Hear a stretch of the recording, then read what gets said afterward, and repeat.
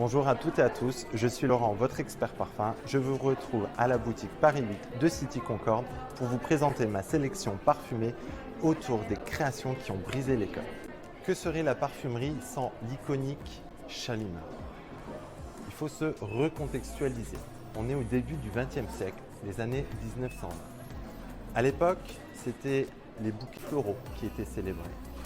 1925 va voir l'arrivée de Shalimar. Shalimar, c'est une création qui va célébrer la guerlinade, bergamote, rose iris, jasmin, vanille et fève tonka.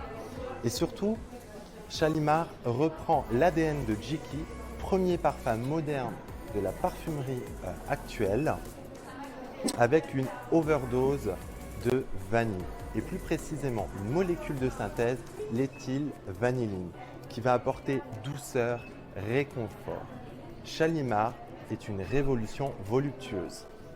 Je vous présente maintenant une œuvre olfactive de la maison Serge Lutens qui va briser la segmentation masculin-féminin en 1992, Féminité du bois, véritable pâtisserie boisée avec un cèdre en majesté. Une tonalité légèrement épicée, florale, mais des notes boisées overdosées. Avec Féminité du bois, la question du genre ne se pose pas, la question du genre ne se pose plus. À l'aube du XXIe siècle, une maison va naître et va bousculer les codes. C'est la maison des éditions de parfums Frédéric Malle. Pourquoi? Frédéric Malle se veut éditeur de parfums. Il va inscrire sur les flacons les noms de ses parfumeurs.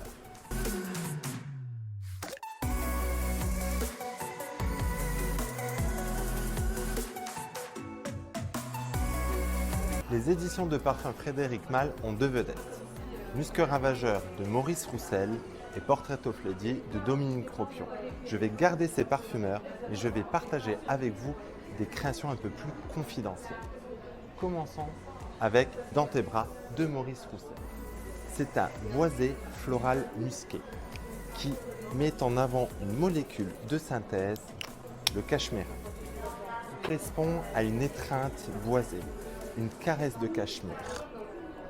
Il y a une tonalité violette, héliotrope pour le côté poudré et surtout en fond une overdose de musc blanc. Poursuivons avec Carnal Flower de Dominique Cropion. Bien plus qu'un solinote autour de la tubéreuse, c'est une interprétation naturaliste d'une fleur narcotique.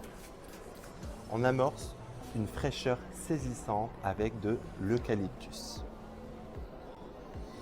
Ensuite, la fleur fatale, la tubéreuse, avec une overdose d'absolu, va révéler des facettes lactées solaires avec une note coco. Carnal Flower est une fleur épidermique. Messieurs, vous n'êtes pas en marge avec une création de la maison Yves Saint Laurent sortie en 2002 avec un nom de code M7. Ce parfum a été le premier à utiliser l'oud. La création s'amorce avec une note d'agrumes tout en zeste afin de mieux ciseler le bois de oud. Ensuite, la fragrance va se poursuivre sur des notes de résine avec notamment la myrrhe qui va avoir une tonalité balsamique. M7 est une création sulfureuse à déposer sur votre peau.